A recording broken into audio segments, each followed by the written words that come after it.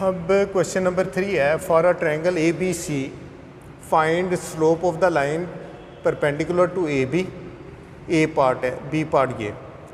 अब ए पार्ट करने के लिए सपोज़ मैं ना इसकी फ़िगर जो है ना वो रफ सा आपको आइडिया देने के लिए मैं एक फ़िगर ड्रा करता हूँ। ये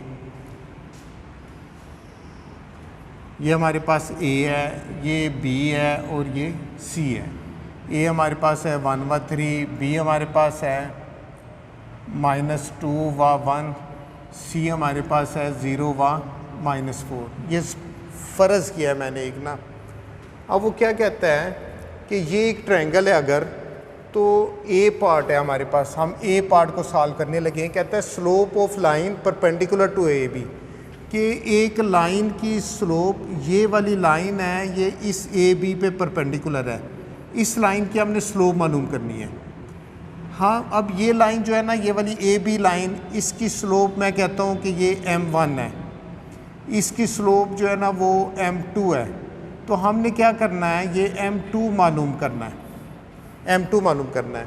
वो कहता है कि स्लोप ऑफ द लाइन, ये वाली लाइन जो परपेंडिकुलर है ए बी के ऊपर, ये वाली लाइन जो परपेंडिकुलर है ए बी के ऊपर, इसकी हमने स्लोप मालूम करनी है, m2 मालूम करना है।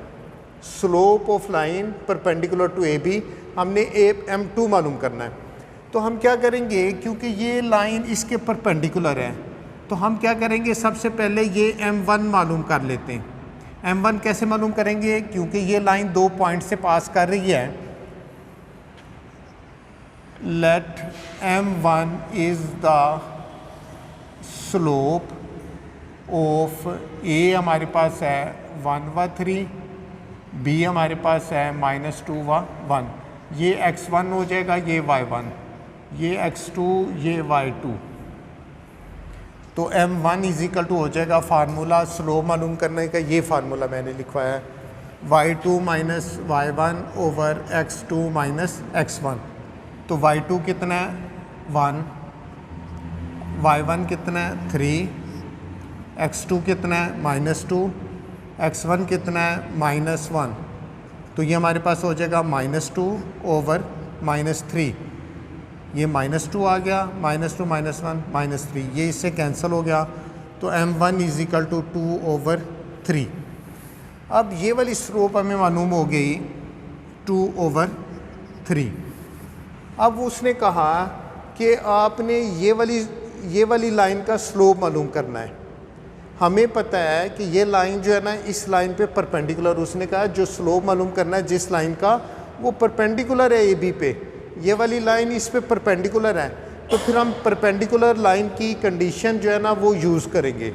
उसकी कंडीशन क्या होती है, बिकॉज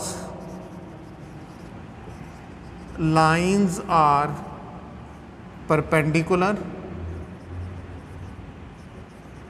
लाइंस परपेंडिकुलर हैं, therefore m1 into m2 is equal to -1। ये कंडीशन होगी, m1 into m2 is equal to -1। अब हमने m2 की वैल्यू तो मालूम करनी है, क्योंकि स्लोप है ना इसका परपेंडिकुलर, ये तो हमने वैल्यू मालूम करनी है। m1 की वैल्यू कितनी है 2 ओवर 3, m2 हमने मालूम करना है -1। ये m2 आ जाएगा, इसको हम इधर क्रॉस मल्टीप्लाई कर देंगे, -1 इंटू 3 ओवर 2, ये इधर क्रॉस मल्टीप्लाई हो जाएगा, ये इधर आ जाएगा। तो m2 की वैल्यू कितनी आ गई, -3 ओवर 2। तो ए पार्ट में हमने क्या करना था कि इसका स्लोप मालूम करना था m2। तो हमने ये ए पार्ट का आंसर ये चीज़ आ गई कि m1 हमने ले लिया स्लोप इसका, m2 स्लोप इसका, ये हमने मालूम करना था, क्योंकि ये लाइन 2 पॉइंट से पास कर रही हो। जब 2 पॉइंट से पास कर रही हो तो स्लोप मालूम करने का ये फार्मूला है। हमने वो फार्मूला लगा के m1 मालूम कर लिया। तो हमने कहा क्योंकि लाइंस परपेंडिकुलर हैं, कहाँ से पता चला, यहाँ उसने कहा था कि slope of the line perpendicular to A B. तो हमने बिकॉज लाइंस आर परपेंडिकुलर, तो m1 into m2 is equal to -1 perpendicular की कंडीशन इस्तेमाल करते हुए हमने उसको m2 दे दिया। अब इसका दूसरा पार्ट है, दूसरे पार्ट में वो क्या कह रहा है, दूसरे पार्ट में वो कह रहा है कि हमने स्लोप मालूम करना है। पहले कह रहा था कि स्लोप मालूम करना है, परपेंडिकुलर है। अब वो कह रहा है slope of the line parallel to A C. मतलब ये वाली एक लाइन है ए सी के पैरेलल है, ये वाली लाइन, कहता है इसका स्लोप मालूम करना है। हम इसका स्लोप कह देते हैं कि m1 है, इसका स्लोप हम कह देते हैं m2, तो हमने m2 मालूम करना है। उसने कहा स्लोप ऑफ द लाइन जो पैरेलल है AC के। अब ये वाला जो है ना हम करेंगे, अब मैं B पार्ट सॉल्व कर रहा हूँ। Let m1 is the slope of line through A1 व 3 है और BC जो है ना वो है 0 व -4। ये x1 हो जाएगा, ये y1, ये x2, ये y2। तो हमने m1 is equal to y2 minus y1 over x2 minus x1। ये याद रखना है कि हम स्लोप मालूम कर रहे हैं ये वाला कौन सा, AC का। वो पॉइंट हमारे पास एक ये हो गया, एक ये पॉइंट हो गया। तो हमारे पास y2 कितना है -4, y1 कितना है 3, x2 कितना है 0, x1 कितना है -1। तो ये आ जाएगा -7 ओवर -1। तो ये इसका मतलब आ गया कि ये 7, m1 आ गया 7।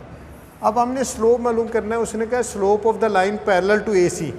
पैरेलल टू AC ये वाली लाइन है। तो अब हमने पैरेलल की condition, because lines are parallel therefore m1 is equal to हो जाएगा m2। m1 किसके बराबर हो जाएगा, m2। क्यों, हमने कहा कि जब लाइंस पैरेलल होती हैं तो m1 is equal to m2, slopes equal होते हैं, m1 is equal to m2। अब m1 is equal to m2 आ गया। हमने क्या करना है, m2 मालूम करना है। तो m1 हमने मालूम किया है, m1 की वैल्यू 7 आ गई, m2 की 7। तो इसका मतलब है कि जो इस लाइन का स्लोप है वो भी m2 इज इक्वल टू 7, वो भी 7 हो जाएगा। लाइंस पैरेलल है ना, इसका मतलब इसका स्लोप आया 7। तो फिर ये लाइन उसने कहा कि हमने स्लोप मालूम करना था जो इस लाइन के पैरेलल है। तो जाहिर है जो स्लोप इसका है वही स्लोप इसका आएगा। तो m2 भी 7, इस लाइन का स्लोप जो है ना वो 7, और ये आंसर आ गया।